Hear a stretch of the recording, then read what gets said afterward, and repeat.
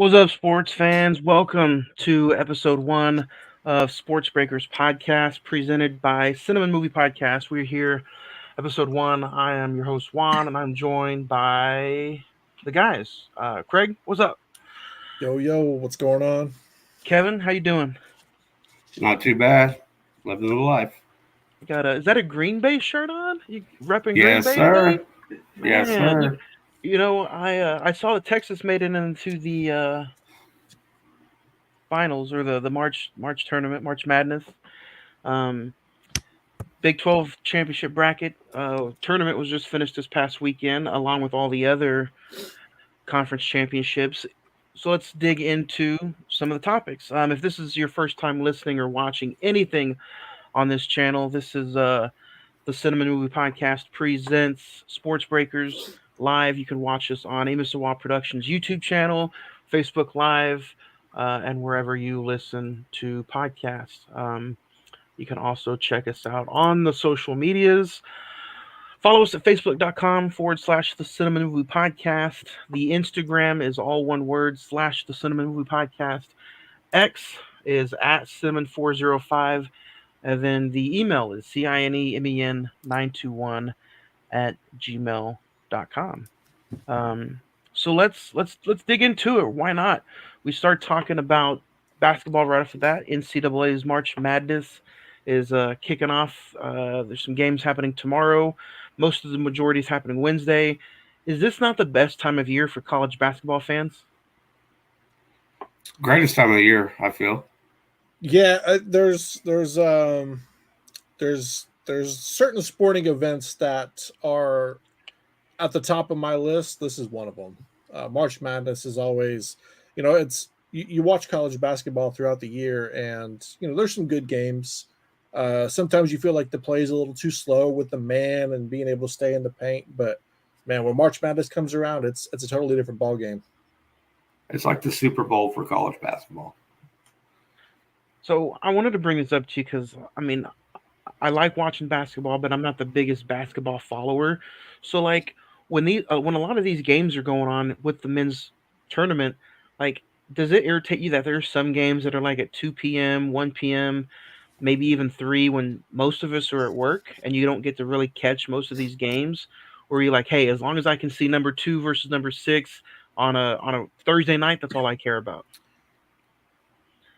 Yeah, I mean, technically, some people can watch them at work. I'm not gonna say who, but it's just that first weekend. I mean, when everything's so hectic, you have 2, 3 games on at a time. TNT, TBS, whatever station they're on. It's just cool to have that much going on with that much on the line at the same time. And so I just try to watch it whenever I can. To me, it's kind of like the World Cup. Yep. Some Americans find time out of their day, even though they're not big soccer fans. When it comes to the NCAA tournament, it's a big thing, and it helps a lot of these schools and these kids out. It helps businesses, restaurants, anything around. Yep. So I mean, it's a big deal. It supports colleges and these kids. So it's their Super Bowl, and it's kind of that atmosphere is nothing like it. Yeah, and Johnny, you said, is it kind of hard for people to watch the games at noon to 3 o'clock with it being a work or school day? In high school, depending on your teacher, if you had a TV in the classroom, it was on. You know what I mean? So you just got to be in the right situation. You can watch it whenever you want. You know what I mean? So Selection Sunday was last night. We know who's playing who in the tournament. The games kick off here in just a few days. What turns you guys on about round one going into the opening games? Are there any matchups up there that you're just like looking at and you're like, okay, this is going to be a game. I don't care who wins really, but it's going to be a game that I just have to watch. Or is there a lot of is round one going to be a lot of cakewalks? No, I think there's a few sleepers in there. Like Kevin said, you got New Mexico playing the 6 seed Clemson. They're really only the 11 seed because of the conference they came out of. Drake and Washington State. I think Washington State is the favorite by just a couple points, but I like Drake in that one. A lot of those 8-9, 7-10 matchups are pretty good. And Creighton, that's another one. They only got 3 teams in from their conference, but any one of those teams can go to a Final Four. That conference is a little different. So, and I mean, even KU, they sat players during their Big 12 little tournament run. They usually win every year, and I don't even know if they can beat the number 15 team, if I believe. They're playing Fordham. Stanford. Yeah. Yeah. A couple years ago, if I'm not mistaken. So yes. Yeah, I don't think Kansas is the Kansas that everybody's used to. I think they're still really good, but I mean, it's hard They to have judge no in the new. Yeah, I was going to say they have no bench, and it's kind of hard to judge in the new Big 12 with. I mean, Baylor just won the tournament last year. Texas Tech was in the final a couple years ago. Kansas is good. From Texas top to bottom, yeah. The Big 12 is solid. So it's kind of hard to judge those teams in the Big 12. But you know that in a day-to-day grind in the Big 12, much like I'm not going to say much like the ACC, but the ACC has proven teams that are always going to find ways to be good. It's a little bit different this year because North Carolina doesn't have Roy Williams, Duke doesn't have Krzyzewski, so we'll see how that plays out. But I want to see how the Big 12 fares in this tournament. Oh, most definitely. Because Texas A&M's in it, and they're a sleeper team too, I feel. Texas A&M has got a lot of steam coming into the playoffs or the tournament. So you guys going in, and you guys usually do a bracket, whether it be playing a little bracket pool at work or just something for some self pride at home. Are you guys who do you have? Are the brackets are filled out, right? Do you guys have an actual who's moving on from this next round? Do you guys want to talk about that or save that for another day? Yeah, I mean, you can go through. I kind of went through and just did like a dry run, like who do I think? Just kind of based off of who's played who and results and stuff like that. I think 6 BYU versus 11 Duquesne. I think that's going to be a matchup to look out for an upset. Just because BYU is good at sometimes, and then they're off some nights. So I think that's one to look out for. Man. Yeah, there's a lot of good games. I mean, it's kind of hit or miss when it comes down to the tournament, but there is always going to be that Cinderella team. Yeah. And it's usually somebody that 8 to even 16 seed that just surpasses everybody's knowledge and gets the Elite 8, sometimes the Final 4. Yeah. I think if you're looking for like a top 2 or 3 games to watch for the first round, South Carolina, Oregon, I think is going to be a really good one. Utah State, TCU, just kind of depending on. I know they're smaller programs, but they're 8-9, so they're fairly close in comparison. So I think it'll be a good matchup. And then I think that Nebraska Texas A&M matchup is going to be pretty good in the first round. Yeah, Fred Hoiberg, he's a coach in Nebraska. He has a lot of college history. Yeah, played for Iowa State, if I'm not mistaken. So I mean, some of these coaches are young. They've played in these tournaments, so they're getting these kids ready. Who's the coach at UConn? Is it still? Oh my! They changed the head coach, did they not? Yes. He's not the one that won it last year. Because they're if they won this year, they would be repeating champs. Dan Hurley. So they won the national championship last year and let their head coach go, or he retired. I think he I think he left. stepped down. Yes, he had to step down Some for allegations. some reasons. No, I wouldn't say allegations. I honestly don't know right offhand. So round 1 starts March, technically 19th, 20th. When does round 1 end? Does it go from Tuesday to Sunday? Friday. Friday? Well, that opening weekend, you have there's going to be games on Thursday, games on Friday, games on Saturday and Sunday, and then round 2 will start back up. I think that Thursday, so it's kind of like a Thursday through Sunday cycle. March 23rd is when round 2 starts. Okay. Kevin Awley was the men's basketball coach. Yep. For UConn. Yeah, and I don't want to say why he stepped down, but he did. So, but very interesting that you have a team that won last year with a head coach, and then came back with a new head coach and has the number 1 overall seed. I mean, that's consistency in the program. That's a good culture. Yeah. Because they promoted within too, so it's not like they went out and got somebody new. Yeah, he was an assistant coach. So I think if any, a lot of people might be saying Houston just because I think Houston because of the area. They're big, they got defense, but as we saw versus Iowa State, if they're not hitting threes or their shots, they can kind of shut down. They can kind of get shut down a little bit. So they almost got beat by 30. Yeah, that was bad. Bad.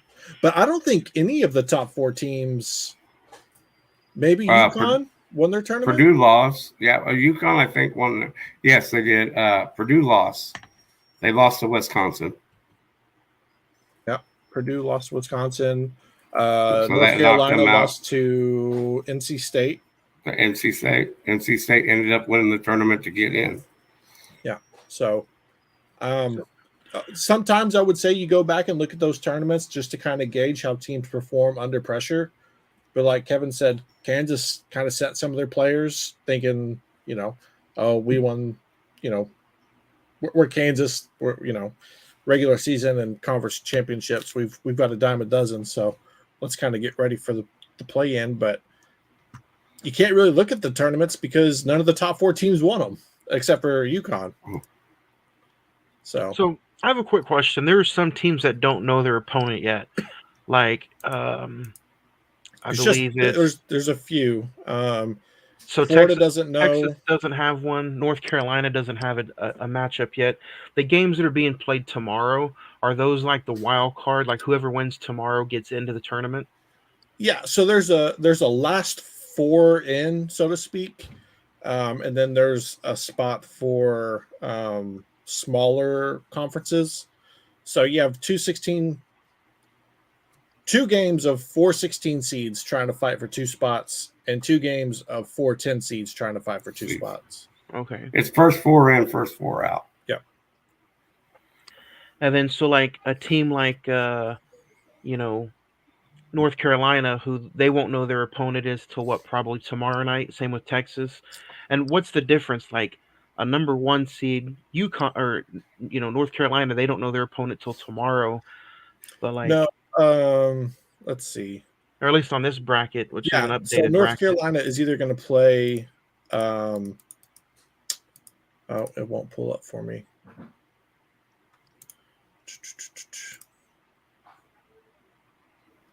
They're either going to play Howard or the Wagner Seahawks. Okay. I mean, both. I don't even know what conferences they're in, so that tells you kind of why they're the 16 seed. Okay. But it's so that they could put in conferences that won their conferences or teams that won their conferences, and there's they no win their tournament. You win your tournament, you get an automatic invite. Yeah. Okay. These are the guys that won their tournament, so they get an automatic invite. They're Division 1, but they're not the power. They're not the Power 5. Yeah. how, if you would look at it like college football, basketball does the same thing. You have your power conferences, everything like that. And believe it or not, one of those teams could upset a number 1 seed. It wouldn't be the first time. Yeah. It could happen this year. Yep. It happens almost every year. Dayton. And there's a lot of And Dayton's a regular stay in the tournament. Yeah. Ever since, something like that. And what's fun about basketball compared to we're moving to a 12 team 8 is it 8 this year for college football? 12. Was it 12 team? 12 team. Which now they're trying to talk about a 14 team, and those are cool and everything, but even those games are bigger blowouts than what you would think. But in college basketball, it's different because it's 5 people. You can have one guy that's the next Michael Jordan of the NBA coming out of some small school and completely lights it. Steph Curry at Davidson. He was there. Davidson. Yeah.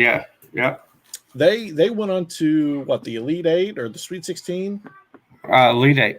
So, I mean, you have one guy that catches fire and you play good team defense and you can go a long way. And that's what makes it so much fun is there's so much more possibility in a college basketball. Ja Morant, that's what made Ja Morant was his college career. That run was an awesome year for that. So do you guys want to pick? You guys want to pick maybe who a Cinderella team might be before we head on to the next subject? Or you want to? We'll know all the teams for sure next time we talk basketball on Wednesday for episode 2. Or do you guys want to save your picks for Wednesday or Friday's episode? We always give them something to come back to. I have my little dark horse. I'll say it if something else. New Mexico State, they're a little sneaky. Yeah, that's just a dark horse for me. Man. Unless KU loses first round, I wouldn't be surprised. Sometimes, you can look at a team and think, oh, they might win their first round. But if you really want a good Cinderella story, you need to look at the surrounding games in the bracket. So, like, say Drake versus Washington State. Say Drake beats Washington State and they go to the second round and they play number 2 Iowa State. Iowa State's been hot. They've also been cold in a couple of their games. They haven't lost many, but they've won quite a few, I believe, by single digits. So say Drake gets hot, they beat the 7 seed, they beat the 2 seed. All of a sudden, they're in the Sweet 16 facing maybe a 6 seed BYU. That's how Cinderella teams kind of get going. It's not just their luck in the first round versus their own team, but it's the other side of that bracket in the same kind of division. So, but I do like Drake. I also like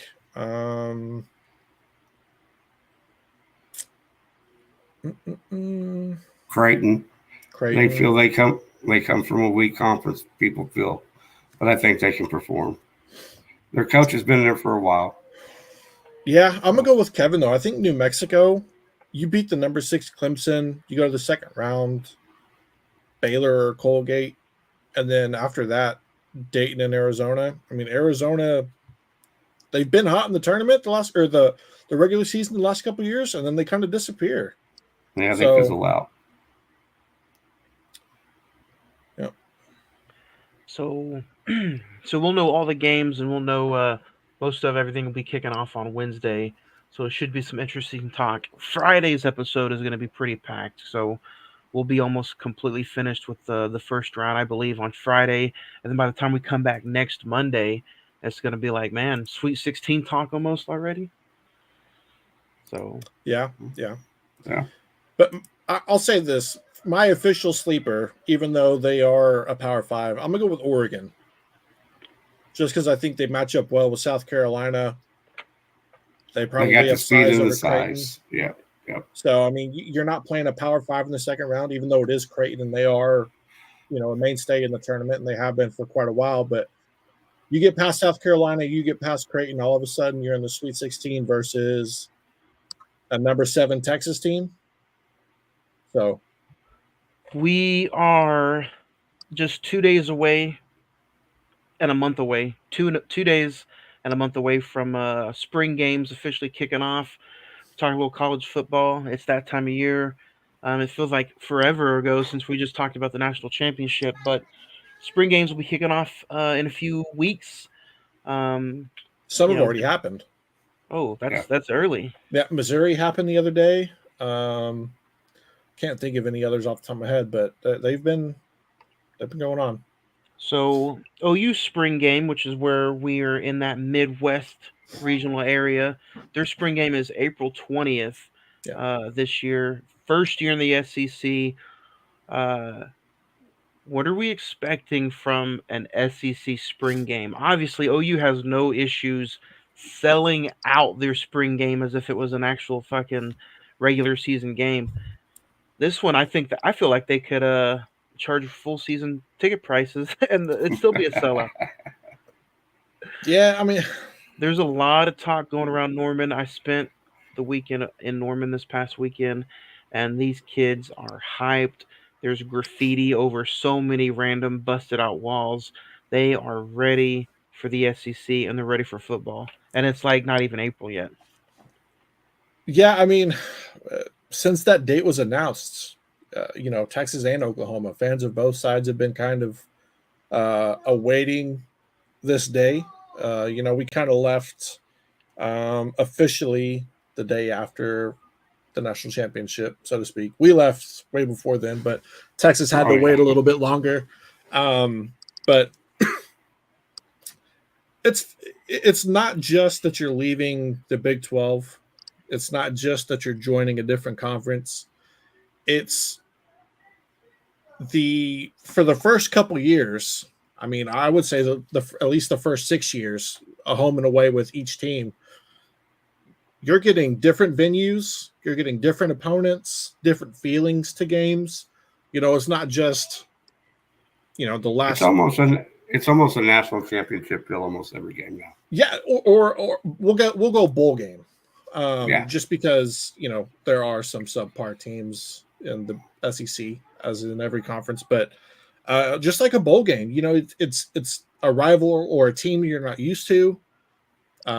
You get matchups that you're different. I think the biggest thing with going to the SEC and just a different conference in general, and USC, UCLA, Oregon, Washington, they're all going to get to experience this as well. Colorado coming back. It's just the different traditions at each school. You get to see that, and you get to see your school with them. Whereas bowl games are a little more showy. Kind of about the sponsor. Yeah. It's about the sponsor. Yeah. Media. It's about it's much more NFL like. Whereas on a Saturday you go down to Gainesville and you're getting the Swamp in full capacity, or LSU in the, I can't even think of what they call it, but you go to a night game at LSU and it's just completely different than anything you've had in the last 40 years as an OU fan. So I think it's going to be something awesome. It's going to be great because the fans overall, you're going to get these games that are just more intense, like I said, fan base. It's about the schools and the kids. Yeah.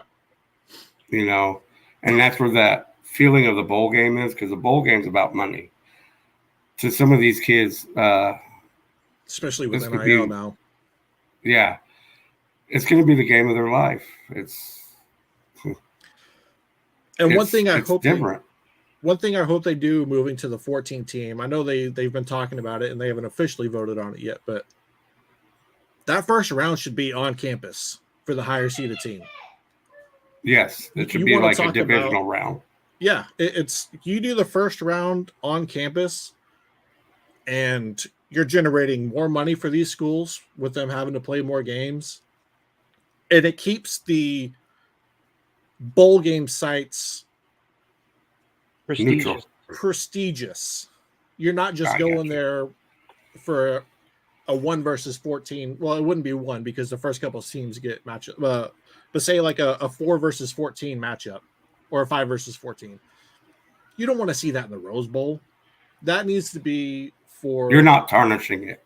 Yeah, you're leaving the sanctity of the bowl games as the bowl games, I get and what you're you mean. allowing campuses to be great. It would feel more special because, like, say a 14 team like an Arizona State, like, do they really deserve to be in the Rose Bowl?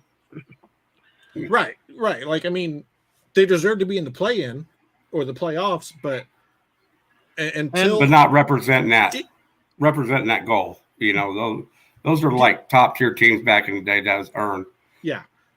I think a whole nother thing that needs to be fixed is the transfer portal and sitting out. They've changed the date. Yeah. Okay, so now they have to play the bowl game, right? Well, no, you can still sit out, but I think by adding more meaningful playoff games, you're going to get. I'm trying to think. Ohio State sat out a bunch of people versus Missouri. You're in the playoffs. All of a sudden, maybe Marvin Harrison sits out just because he knows how much money he could lose if he gets hurt, even though he'll still probably get drafted high. You're going to get a lot of those players that come in and play that game because it has meaning behind it. Did I not hear it right, though? Like, if he would have stayed another year, he would have made more money at Ohio State than he would have the NFL? Yes. Probably. Isn't that, to me, that's just mind-boggling. Like, you get more money playing college football than your first year in the NFL. Well, so, yes, as a one-year deal, a college athlete could make more money. But if you want to look through it through probably what his agent's telling him, because his agent's going to make more money in the long run if he gets to the NFL sooner. Plus, like, sponsors and stuff like that. You get that rookie contract done and out of the way when you're in your prime, then you sign that $65-85 million deal, whatever wide receivers are at now currently. You get there sooner instead of $5 billion here in college for one more year. Kevin, before we move on, you still represent OU, or you've adopted the Jayhawk life? No, I'm OU all the way till the day I die. Period. NFL free agency kicked off in a big way. We had the pilot episode on a Saturday. Kevin, it's like Sunday, Monday came along, and it's like our episode was already outdated because of how free agency hit super, super fast. We can go off by talking about Russell Wilson signing to the Pittsburgh Steelers. Saquon Barkley's going to the Eagles. Kirk Cousins signed with the Atlanta Falcons. Josh Jacobs signed with the Green Bay Packers. Pollard to the Titans. The Bears signed DeAndre Swift. Fletcher Cox Cowboys do? Retirement. You know what they did? They didn't do a damn thing. They had this up their butts. I don't know what's going on. The only thing I can hope that they have, I was even like, oh, Derrick Henry visited Dallas. At least let's let Pollard go and sign Derrick Henry. And from what I heard, Derrick Henry's agent was like, Dallas didn't want to pay that much money for Derrick Henry. And I'm like, you just lost Tony Pollard. You have you have nobody in the backfield.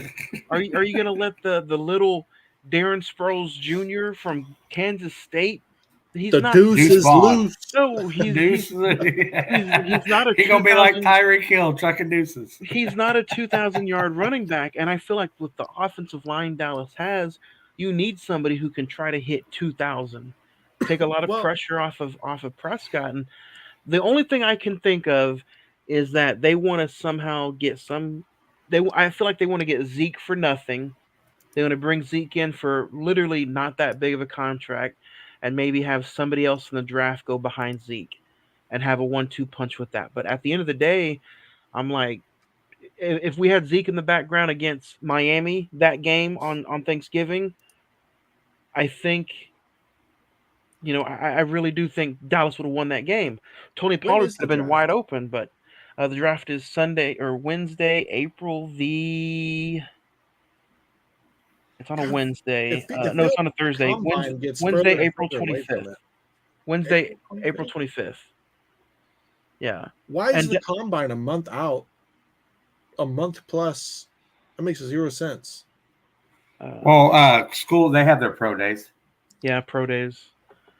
The Dallas Cowboys offseason so far has made no sense. You add a linebacker to an already stacked defense.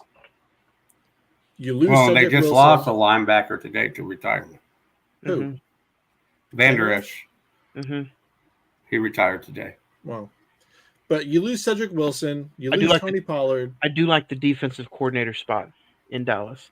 I think bringing in Mike Zimmer to that defense, what he did back in the '90s for Dallas is completely, so 30 years ago. But I think he can still bring that mentality, something that Dan Quinn didn't bring to Dallas.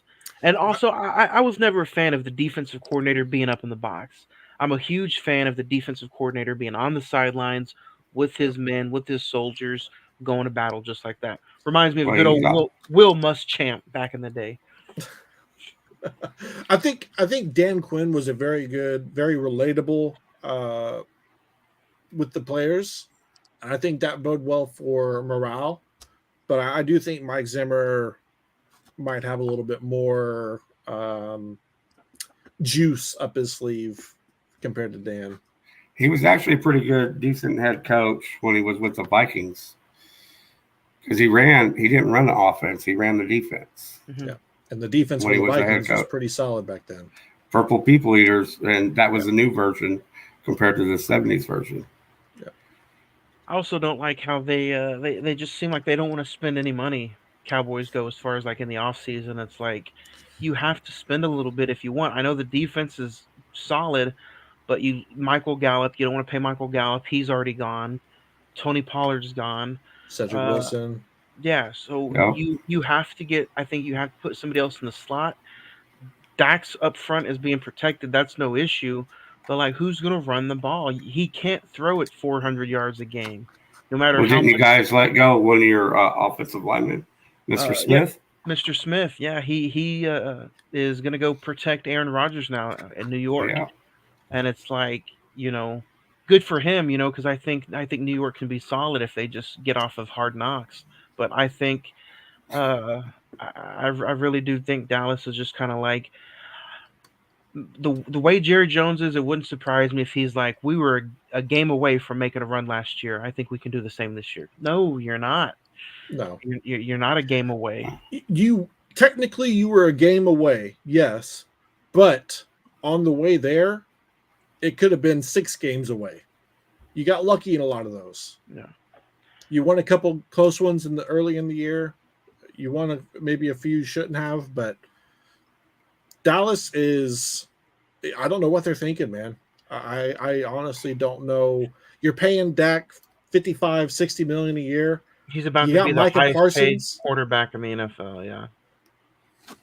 Yeah. I just, you're not going to be able to get day one talent. They only have what, 1 first rounder, if that?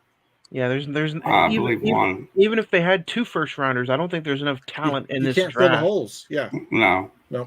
And most of your draft is wide receivers, offensive linemen, and quarterbacks, mainly quarterbacks. They have I think There's no running backs really at all. And I think they need to get round 1. I think they need a solid defensive tackle. And then I think round 2, they need to get a running back and then possibly another left tackle somewhere in the 3rd or 4th round. Because when teams could run against Dallas last year, it was over. Dallas gave up a lot of rushing yards. But let's be honest. Let's look at Baker day Mayfield, one though. backs. Baker Mayfield signed a huge, he's getting a payday to be the franchise quarterback in Tampa. So Well deserved. Yeah, My man made it out of Cleveland. Made it out of Carolina where they didn't want him. They wanted him to be a scapegoat. Made it out of all of it and came out on the other side. Even if he bet on himself. Even if he doesn't become the next Tom Brady for Tampa, where they go on a little run, the man still did what nobody thought he was going to do. They called him a bust the year after when he was battling that shoulder injury and they got bounced from the playoffs. So, well, we touched on it on the pilot episode about the Baker Mayfield issue because I am a Baker fan. One, because of OU, and I like his attitude and the way he plays. But Mike Evans signing, and Fred, you had brought that up. Hey, Is that why you think that'd bring Baker back? And I felt it would, and it did. I felt that was one of the reasons why he did come back. Because Mike Evans didn't jump ship. I think and I the don't only think reason Baker Mike wanted to signed, either. I think the only reason Mike signed was because they were keeping Baker. Yeah. One found out about the other, and they probably both decided to stay. If you lose Mike Evans that first week of free agency, I think you lose Baker too. Oh yeah, if Mike would have walked, so would have Baker. And that the whole free agency quarterback thing would have been a different deal. But now look at the NFC North. You have Pittsburgh with Fields and Russell Wilson. You have Cleveland with Watson, and then obviously Burrow and Lamar Jackson. NFC North is getting to be stacked, and I think, man, I don't know. It wouldn't surprise me if all four teams in that AFC North made a playoff run. Pittsburgh was just pretty much a decent quarterback away last year from winning their playoff game. George Pickens stock. You get him a decent quarterback that has some accuracy on him, depending on which Russell Wilson we're getting or they're getting. I'm not a Steelers fan by any means, but it's like you said, they were a quarterback away from. They still were 9-7 in the playoffs. Yeah, 10-7. 10-7. Yep, still won 10 games. And you know what? I don't think it was a Russell Wilson issue last year. I talked about this on the pilot episode. I think it was a Denver issue. Look at how many quarterbacks they've been going through since Peyton Manning left. It was not a Russell Wilson issue by a long shot. I know he's being a game manager and he's tossing down check downs, but guess what? He did the same thing in Seattle and was successful. Why should he have to change his game and try to be successful in another area if they're not willing to work around him? Also, look at the coach he had in Seattle compared to Denver. Yeah. She have Sean Payton, who's a stickler,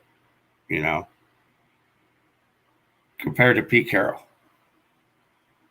That's another thing, though. I think Sean Payton has a certain air about him. He probably thinks he can walk on water, but you also got to look at dude, you had Drew Brees for a majority of your coaching career. Yeah.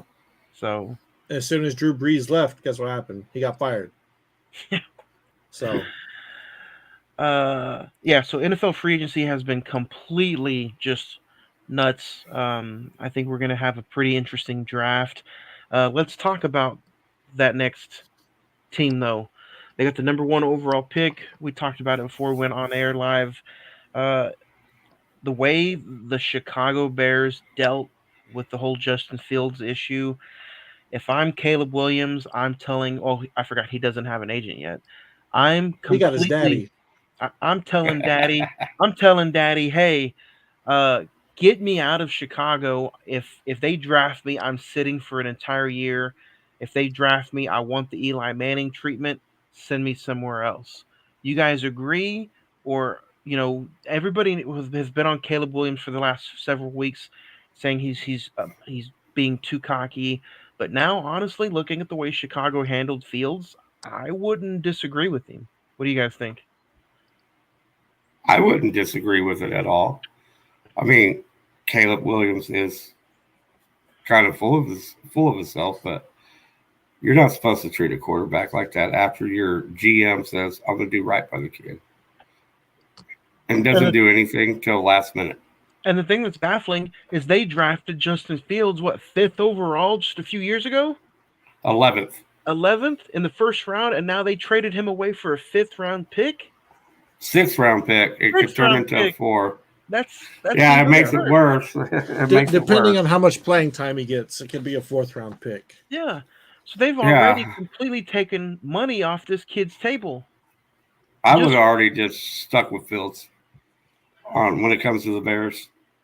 So now that move right there tells me that they're drafting Caleb Williams. But if I'm Caleb Williams, I would not be. And I know this is kind of like hypocritical talk, Kevin. A few weeks ago, I was like, you should just be thankful to play in the NFL. You have the option to play quarterback for not, it doesn't matter what franchise it is, but the way Chicago completely just handled Justin Fields, no. Look, You know, That's going to set their team back another 10 years. I don't want to trash on somebody for the career paths he took following old Tebow out west, but I don't think I'll put this about as nicely as possible. I don't think he has the juice. I don't think he has that mental capacity to be a leader in the NFL. A man among men. He was barely a man among boys at USC. You know what I mean? Like when the going got tough, it was him and Lincoln on the sideline.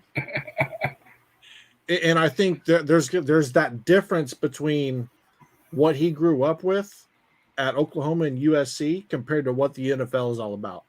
You don't have Lincoln over here telling you every little thing like, oh, this route's this route's that. There's good coaches in the NFL. Let's be honest. Lincoln's on another level offensively. He cracks under pressure, but he's offensively a genius. I don't think you're going to get that at Chicago. I don't think you're going to get that at a lot of places. It's here's the system. Here's how you read the plays. Go out there and do it. And what you're just saying, yeah, he'll crack under pressure because Justin Fields went through 2 head coaches, 2 GMs, 3 different offensive coordinators. The Bears you have to adjust to that. Yeah. Caleb Williams cannot handle that because he went from OU, transferred to USC. The same system. And things got rough and he still couldn't handle it. Same system, different jerseys. Yeah. Lincoln took the strength him coach. With them. Yep. You had the offensive coordinator with you. You had the linebackers and everything. You pretty much had top to bottom with a few missing spots, running game, O-line, the same thing at OU you had at USC. There was, even though he made a change, there was zero difference because it was him and Lincoln. And he still couldn't be a leader. That's the difference too. He's not a leader. On the field, he can do miraculous things. His arm strength is second to none. His throwing off balance is second to none. But running away from college athletes is completely different than running away from TJ Watt coming off the edge. From, let's see, what the Bears. So you're going to have Fred Warner. Yeah. You know, but look that's at a linebacker. The rivals that he's going to have, you know, that he plays twice a year, the 3 other teams. Detroit, Green Bay. Detroit, you're going to have, what's his name? White guy. Aiden Hutchinson. Aiden Hutchinson. Aiden Hutchinson from Wisconsin. Dude runs funny as can be, but he's productive. You know, he has pressure. Detroit has a great system. I think Dan Campbell, going back to watching Hard Knocks with Detroit, you were like, man, that's a great coach or a great guy. He gets his team. He gets what he wants. But now you're seeing he's a great coach as well. Even though people are like, he made some bad choices, I still think he has Detroit on the right track. Very hard-nosed. He was only a bad choice. Yeah, he was only a bad choice away from going to the Super Bowl. Right. So, and I mean, they've been on an incline since he got there. Well, the first year was kind of rough, but after that, it's been good. But I mean, yeah, you don't have a good offensive line in Chicago. You got some weapons now, but you're going to be running for your life in Chicago. And then even if they draft, because they have 2 top 10 picks, okay, you take Caleb Williams. Let's say you go draft an offensive tackle or something. He's a rookie. Yeah. How many rookies pan out in the first year as an offensive? Yeah, you still got to work Humphrey. That system. Yeah. That's like the only one I can think of. Zach Martin? Tony Bosa. There's been a few, but there's also been a lot that haven't. Yeah.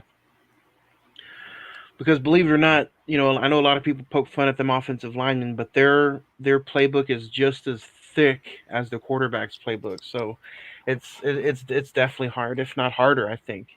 Yeah, I mean, you got to see the linebackers. You got to know stunt wise if they're coming this way. You got to know your gaps. Yeah, and it's a lot different than a wide receiver or a quarterback. Quarterback sees everything. You know, you're like, okay, I got this. I know where the protection should be. Sometimes the protection's not there. Receivers run their routes. You know, they see what's in front of them. As an offensive lineman, if that crosses and they're running stunts, it's completely different. You're kind of you're expected to believe you're blind, but you're expected to be like, okay, I know I'm doing this if he's doing this over here. My left tackle, if he's doing that, I got this. Sometimes you're not on the same page. Calls, stadium noise. I think that's something that Caleb Williams never dealt with in the Pac-12 was stadium noise. So, yeah, especially with them being half empty. I think it's going to be interesting. The NFL draft is like about a month and 2 weeks away. It should be definitely a entertaining draft, especially night number one. Let's talk a little NBA. We're in the fourth quarter as far as the season goes. NBA playoffs are right around the corner. We talked LeBron's 40,000 a few weeks ago, so I'll ask you guys real quick: what team, if I'm a betting man, what few teams do I need to keep an eye on that might make this long stretch to the playoffs? I'll Two start. most definite one. Sorry, go ahead. I was going to say, if you're looking just off of roster talent alone, it's Boston. Top to bottom, they have point guards. They got two wings. They got Porzingis. They got depth. They have a coach. They've been proven to go deep in the playoffs. So off the top, you're looking at Boston. In the West, Denver. The Thunder's young, so we'll see. But Denver's still Denver. If healthy, the Clippers. I'll tell you what. If the Lakers somehow get in the playoffs and play the Thunder the first round, it might be a first round bye for the Thunder. Even though I think the Thunder are better, top to bottom, the Lakers have better positional players that match up well with the Thunder, and that's why they beat them 2 out of 3 times. Yeah, the Lakers are the only ones that win 3 games against OKC this year. Yeah, but if they get the Warriors, I think we have a really good shot against the Warriors moving on. Just because the Warriors were injured early on in the year, so I don't think their positioning is indicative of the team that they are. Clay's coming on. Kuminga's coming on, so I think they're a sleeper team in that play-in spot. Milwaukee's good. They have depth. They have talent at every position with Dame, shot creator, closer. So the Heat, you can never count out the Heat in playoffs. Yeah, as long as Jimmy B becomes Jimmy Buckets, the Heat will be good. But I'd say if you're looking at 4 teams in the NBA, I'm just going to go the top from East and the West: Thunder, Nuggets, and Celtics, Bucks. I think those are the 4 best teams. Just kind of depends on matchups from that point. Kevin, what about it's going to be hard for people. It's going to be hard for people to control Jokic in the playoffs, though, because that's a center that just moves with. I don't know. He runs slow. It looks like it, but he's just hard to stop. He's a triple-double beast. Yeah, I think the only team in the West that could give him trouble possibly would be the Clippers, but they don't have a big that could compare to like the Kings, Sacramento Kings, or Sabonis. You know, he's pretty good. He leads the league in triple-doubles or double-doubles.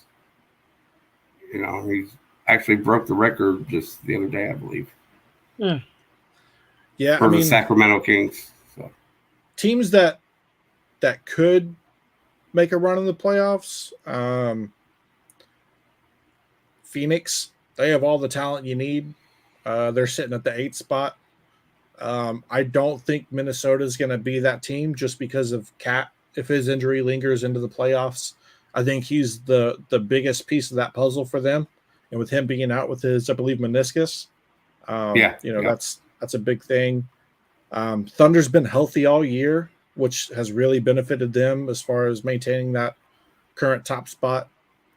I think the East is pretty much dependent on The Bucks are matchups. Boston. Bucks are Boston type of Yeah. deal. I think you're going to get Bucks and Boston in the finals for the East.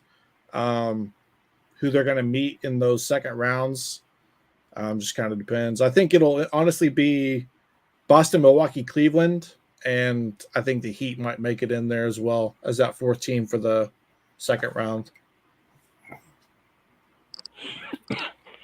So right now, some live scores. You got the Trailblazers leading the Bulls 13-12. Tie game, Miami, Philadelphia. Boston is up 50-39 against the Pistons. And then halftime, the Cavaliers and the Pacers 54, all tied. Oklahoma City is doing good. You know, that's where we're kind of hailing, Kansas and Oklahoma City. If you're the Thunder, who do you want to play first round?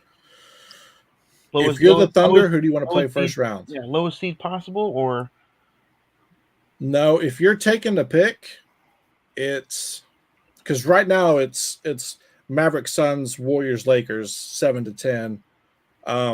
If you're taking one of those four, give me Phoenix. Yeah, because their big three haven't really had gelled together. They haven't played many games together. So and Bradley Beal, Kevin Durant's almost a mainstay, but if he's got ankle issues, Bradley Beal has issues with the legs. Yeah. Devin Booker's been having issues, and I don't think they haven't been together long enough, played long enough together. I'd rather play Phoenix than anybody. Yeah. I think Golden State, you don't want to because of the camaraderie, the experience in playoffs. LeBron, Steph comes purely Steph. That dude can make shots when nobody else can. He can go. He'll put you to sleep. Say Golden State plays Oklahoma City round one.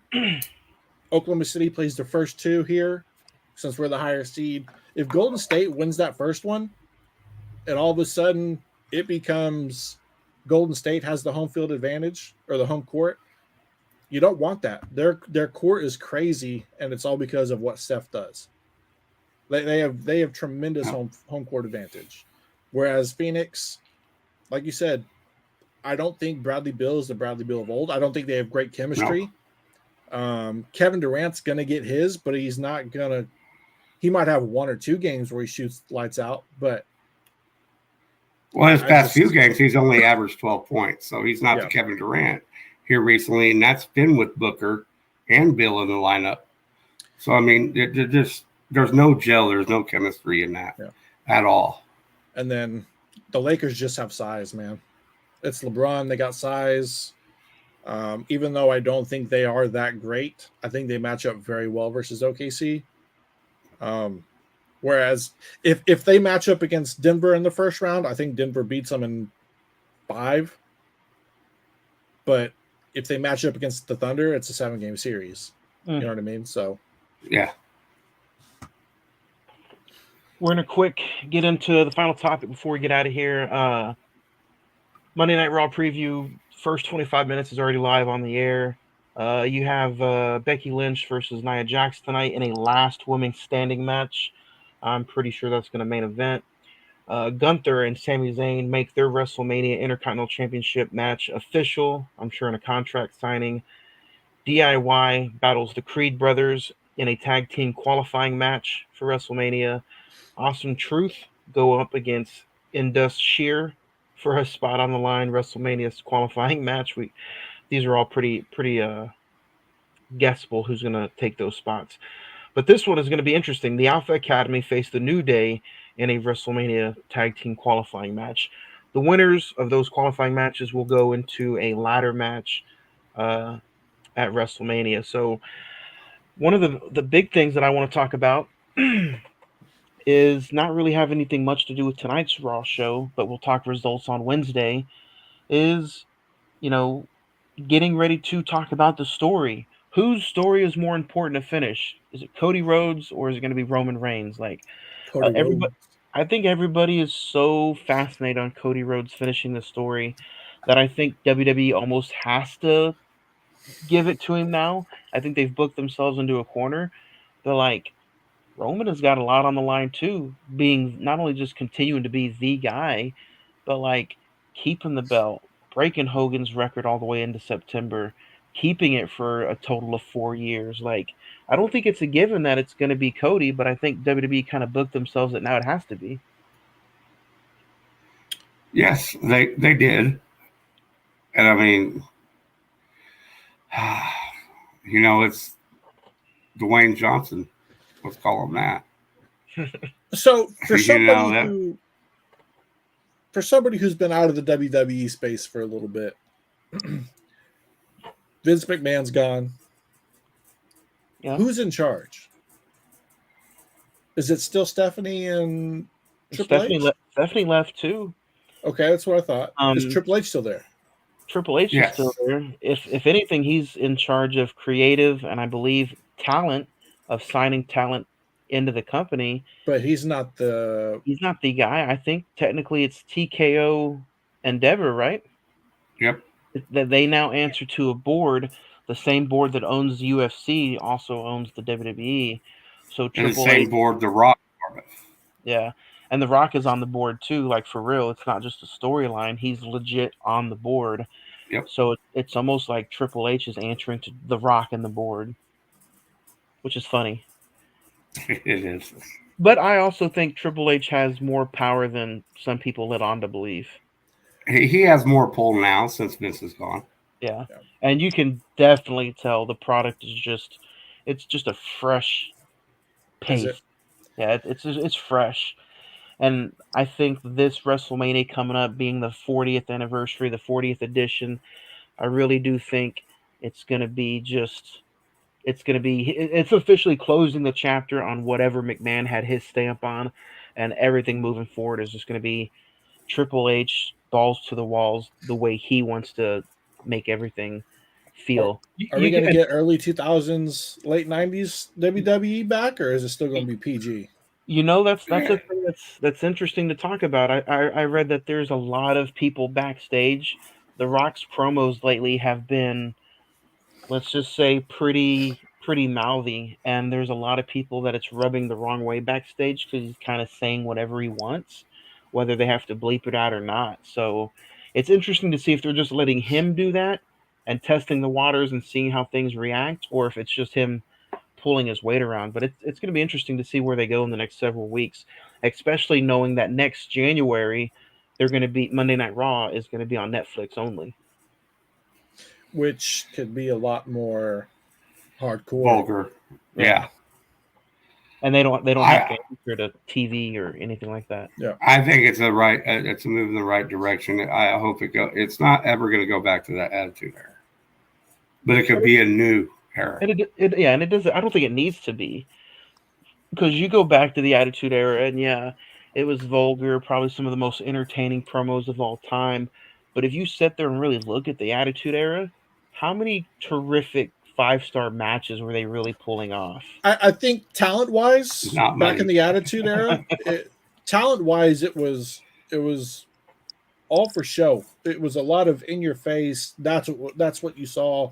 You didn't really pay attention to the talent. I think, from what I've seen and here recently, I think where the WWE is at now, it's a little more athletic, a little more defined, whereas it was kind of raw back in the 90s. You know what I mean? Yeah. Back in the 90s and everything, if you could talk shit, you could get on TV. Yeah. If you did it the right way. And back it up a little bit. A lot of the wrestlers now, there's so much more talent out there. And some of them don't have mic skills. I think that's what hurts them. Yeah. That's why they're not showcased as much. There's so much talent on that roster. They just can't talk. Yeah. They're Jake Paul doing his thing? Or Logan Paul? Logan Paul's not bad. He's not bad. He's also got a nice, pretty promotional skill too. For the first time ever, WWE is letting a imprinted logo, sponsored print in the middle of the ring for any of their shows, starting with WrestleMania. So he's gonna have a giant Prime bottle imprinted on the mat in the middle of the ring. So more power to him because that's money. What about Well, Mysterio's kid? Is he still? Because I remember he had a match back Dominic, WrestleMania, I believe. I Yeah, enjoy watching everything Dominic does. I think, he's hated so much. I yeah, love he's it. hated so much, but I think in ring wise, he's in. I'm gonna get some heat for this, but in ring wise, I think he's steps above Rey Mysterio. At least at this age, so young. Like his who you body think? of language, and it may just because you can see the facial expressions on Dominic compared to how Rey Mysterio's behind a mask. Yeah. Yeah, But athletically, like Dominic's up there. He's pretty fun to Well, you watch. also got to remember Ray was WCW. Yeah. I mean, there was a difference between those companies then. but Dominic is talented. I just know Ray had that Jake's. pool though. Ray had the pool. He had the crowd. He had the following. Where Dominic may be a little bit more refined, but man, Dominic's people probably knew. the best heel. He's doing the heel wise that his dad could never do. Dominic is that bad guy. You have to hate him. It'd be hard to turn him into a good guy. Yeah. A The face. only, It really would. the only way I can see that is if the Judgment Day just completely give him the Randy Orton treatment and kick him out the way Evolution kicked out Orton. Yeah, yeah. So Raw results. I think it'll be fun to talk about on Wednesday. Who won these tag team matches getting into Mania? Maybe is there some kind of surprises going on with the hint of a ladder match at WrestleMania? We'll also have an AEW preview on Wednesday's show. But Wednesday, we're going to be talking a lot about who won some of the big games. On Tuesday, who's in, who's out. And Wednesday, we're also going to be talking, like I said, Raw results, who won some of these matches tonight. That leads us to Wednesday, episode 2, March 20th, 6:30 p.m., same time, Wednesday night. Guys, what do you think? Do you enjoy hanging out talking sports for the hour? Yeah, I Yeah, I haven't talked enjoyed it. sports with anybody in a while, so So we'll dive into some new segments and some new stories on Wednesday. Other than that, guys, I think we had a pretty good hour, and yeah, should be pretty fun. If you guys want to talk movies with us, send us in some emails. The next movie that we'll talk about is Sunday, March 24th. Robin Williams, Patch Adams. So again, if you're watching us live on Amos Sawad Productions YouTube channel. You're listening to us wherever you can listen to podcasts at. Kevin, Craig, anything else you guys want to add before we get out of here and go catch some NBA action or go watch some Monday Night Raw? No, sir. Just no, everybody I don't have a have safe anything. night. Yeah. All right, guys. Episode 2, Wednesday, March 20th, 6:30 p.m. For episode 2 of the Cine-Men Movie Podcast presents Sports Breakers. So have a good night, guys.